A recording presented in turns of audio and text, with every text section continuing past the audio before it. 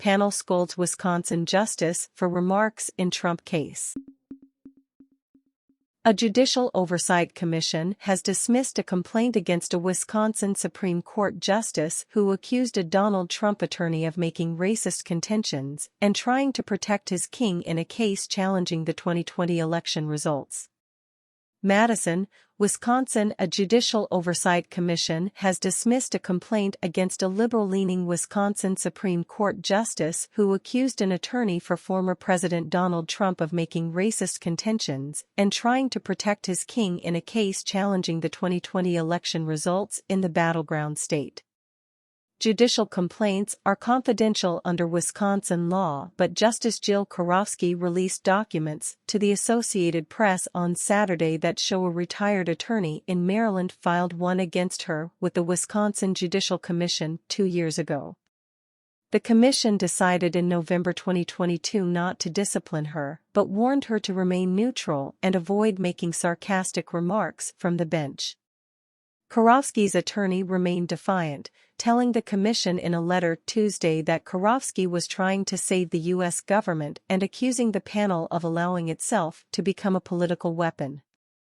The Judicial Code, SIC, requires judges to act with impartiality towards the parties, but it does not require a judge to turn a blind eye to dangerous, bad faith conduct by a lawyer or litigant, Karofsky said in an email to the AP, quoting a passage from one of her attorney's responses to the commission.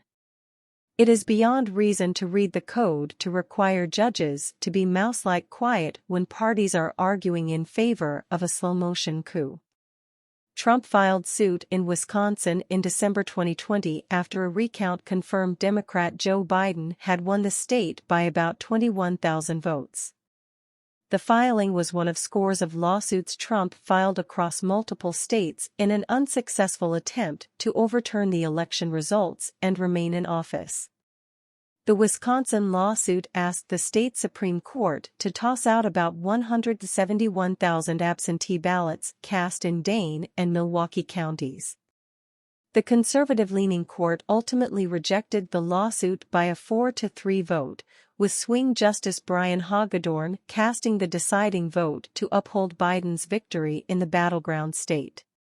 Maryland attorney Fletcher Thompson filed a complaint against Karofsky in January 2021 accusing her of being hostile toward Trump attorney Jim Troupes. He noted that during oral arguments Karofsky told Troupes that the lawsuit smacks of racism because it sought to toss out absentee ballots in Wisconsin's 2 most diverse counties.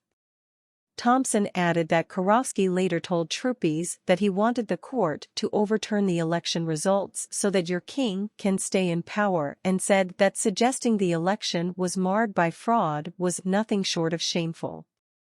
Thompson accused Karofsky of being discourteous and inappropriately launching personal attacks against Troupes.